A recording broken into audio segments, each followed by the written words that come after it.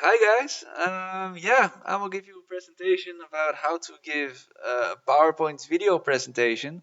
It's all very meta in that way, and yeah, I will just give you recommendations on what software to use for this, how to use it, and yeah, just give some personal advice on it as well. Because yeah, I worked a bit with it, and some things did work, others didn't, and I will tell you all about that. And hopefully, this whole presentation will help. So yeah, as is the case, all of you who have done TP in the last year now have to do their oral exam in this format. This presentation will also be just in PowerPoint online as well, so you can just look back on it without me in the bottom right corner, so that can save you some misery. Yeah, hopefully it will help you. And yeah, Screencast, that's the software that I really recommend you using. It's super easy overall. And yeah, you can. What you can do with it is you can just record your screen. You can record yourself by the webcam simultaneously, or you can also just add audio, or like just turn on your microphone so you don't have to be on the screen. So if you just came out of bed or you just feel hungover, then you can just add your audio and save the misery for the teacher. Yeah, so where to find it? Now, some of you might already be familiar with it. The first years I introduced this website in the beginning of the year. Now, for the second, third, and fourth years, you might be already familiar with this website. It's called skoletube.dk, and it has a great variety of applications that you can use as teaching aids or just as help for your assignments or anything else. And it sounds like this video is sponsored now, but it isn't. But I can, yeah, it's a great website, so just have a look at it in general.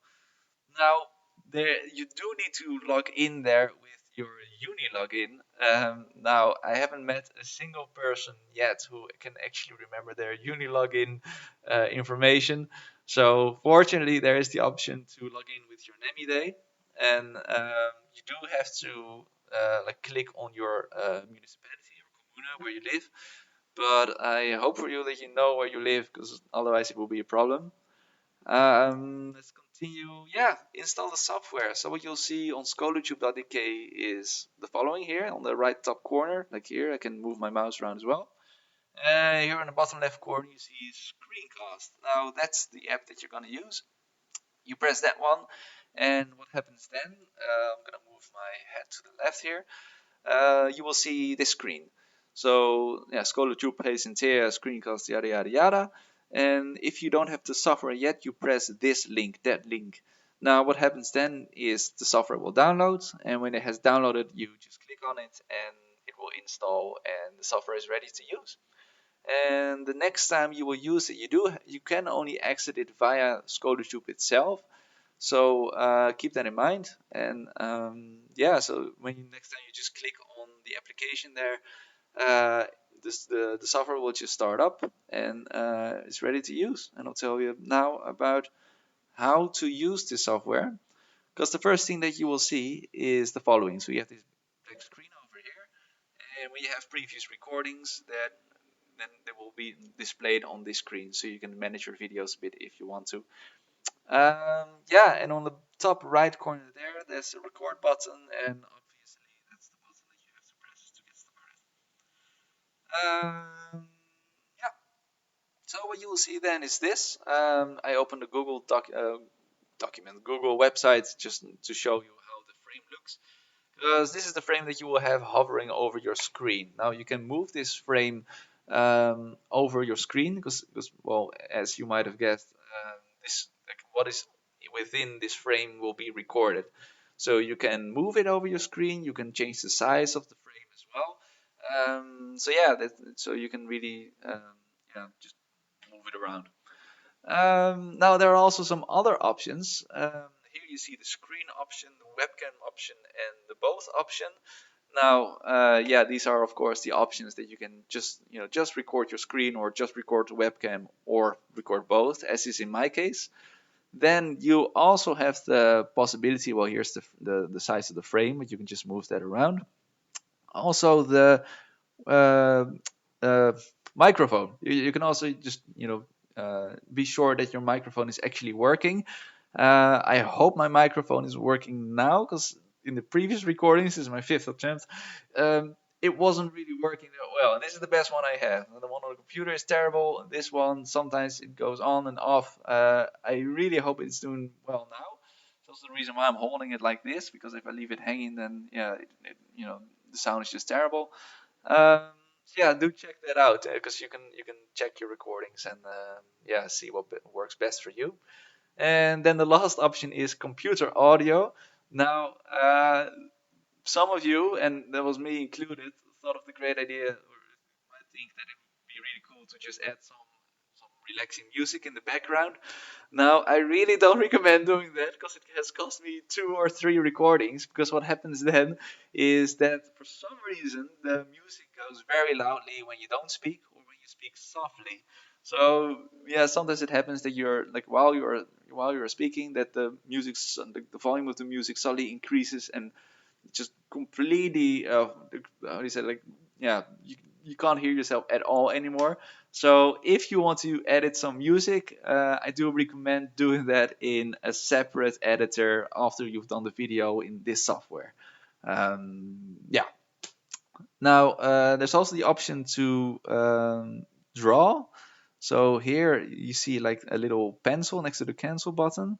Now I will show you how that looks like. I press the pencil and you can, yeah, just draw whatever you want. Now I don't really recommend doing that. I think it's a lot of fuzz, and if you move your cursor over the screen, then yeah, you can already see or like emphasize the things that you're talking about. Yeah, and then yeah, during the recording, like when you press record, there will be a 3 second countdown, so you can make some last second changes, and yeah, then there's also the option to pause within the video, so to catch some breath if you want to, or whatever reason. So you can do that, and then when you press pause, also like the done button will pop up as well. So when you're done with the video, you press pause and then done, and your video is finished. Now, when you save the file, you have 3 options to save the file on. You have the skoletube account where you can save it on. You also have the Google Drive, or Danish people Drill, and you have the option to just download the file and put it on your own computer. I recommend doing that. That works for me, and yeah, well, it's basically your choice.